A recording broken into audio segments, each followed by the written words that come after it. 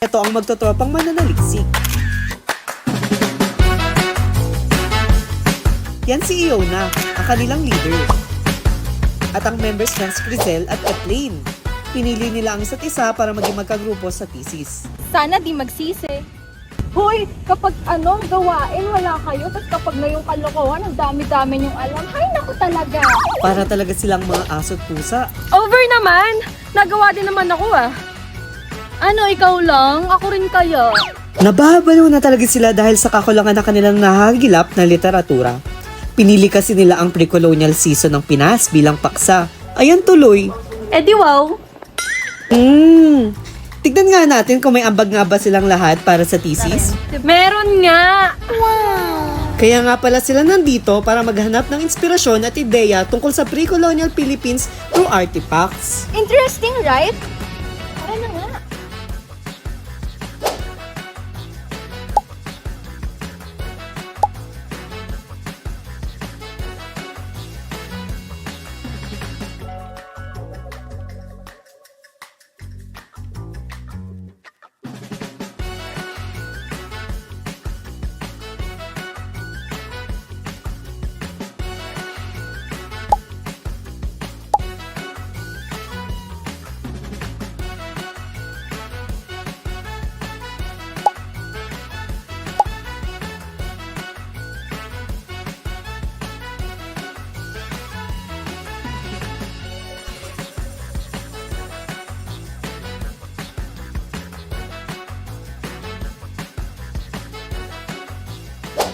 Ay, sa wakas. Home sweet door. Makala ko mapuputol na yung pa ako kanina dun sa National Museum of Anthropology. Pero, grabe, in fairness, ang ganda doon. Sobrang ganda. O, sobrang cloud chase worth it, diba? Na-story ko na agad yan. Dali, pasa niya na sa akin. Charot! Hindi, titignan natin para sa research.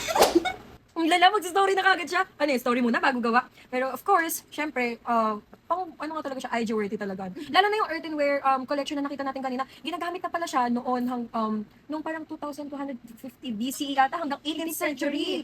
Yung mga ceramic vessels na yun, di ba? Ayan na ang brainstorming. Dito na magkakaalaman kung may natutunan nga ba sila.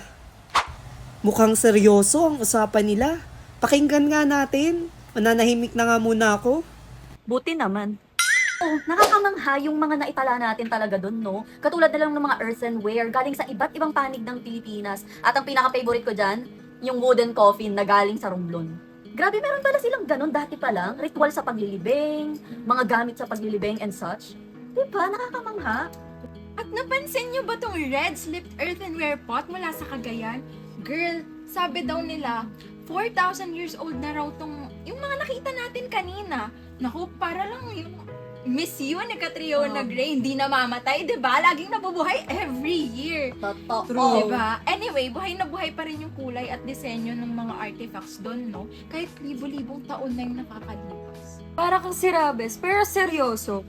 Ang galing na sa pamamagitan ng mga palayok, at mga mangkok, nakikita ng mga archaeologists yung parang trade at maritime interactions ng mga ninuno natin. Diba? Tingnan nyo nga.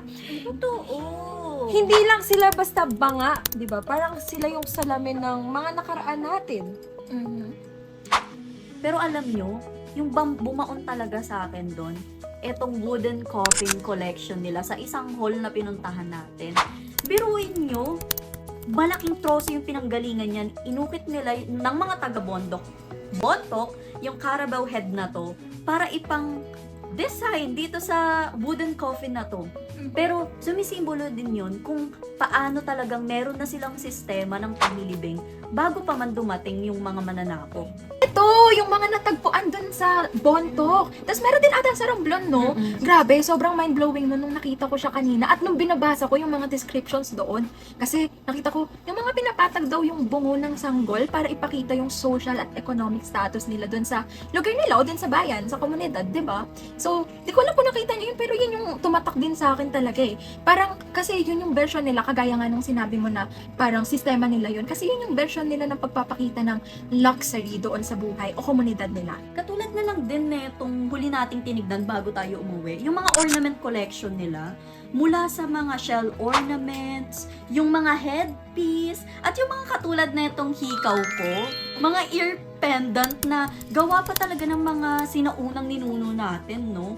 Tapos doon mo makikita na bago pa man dumating yung mga mananakop, meron na tayong sariling sining, teknolohiya, at saka mataas na yung antas ng pamumuhay ng mga Pilipino. Ay, alam niyo, habang nagsascroll ako dito sa mga pictures na sinend niyo, at dun sa mga pictures na na-capture natin, bigla akong napatahimik talaga kasi natitigan ko yung picture ng mga ornaments nga. National culture treasure natin. Ang ganda, no? Pero, nakakapanghinayang talaga. Parang, bayan natin. Kasi, alam niya na, nakakapanghinayang yung ganda. Tignan mo tayo ngayon. Kung mag-isip tayo sa mga research natin, sa mga studies natin, di ba?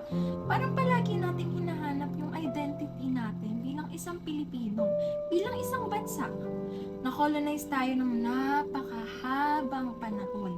Kaya ang tingin natin sa sarili nating pre-colonial history ay parang nababaliwala o primitive. Kaya nga hindi na napapangalagaan, di ba? Pero tignan mo yung mga artifacts na nakita natin kanina, na bina-brainstorm natin ngayon, di ba? Ang talino ng mga ninuno natin, ang yaman ng kultura natin bago pa ang colonialization. Kaya nakakapanghinayang talaga. Totoong totoo. At tama naman yung sinabi mo. Siguro, ang pinakamagagawa na lang natin ngayon, yung ipagpatuloy yung pag-aaral. At ibahagi natin to sa academic paper na gagawin natin. Alam kong hindi na natin mababalik ang nakaraan. Pero, pwede nating panatilihin yung buhay at ang alab nito sa kasalukuyan. At tunay ngang may ambag silang lahat sa thesis. Sa isang pag-uusap pa lang, sobrang insightful na. Binuwag man ng kolonyalismo ang mga sinaunang kasulatan, hindi nito kayang burahin ang mga bakas na iniwan ng ating mga ninuno sa luwad, kahoy at ginto. Ang bawat artifacts ay hindi lamang pampalamuti sa museo. Sila ay mga piraso ng ating nawawalang pagkatao. Ang kasaysayan ay hindi lang binabasa. Ito ay pinaglalaban, isinusulat at pinapanatiling buhay. Dahil ang pagkilala sa pre-colonial past ay ang unang hakbang para sa pagpapalaya ng ating bukas.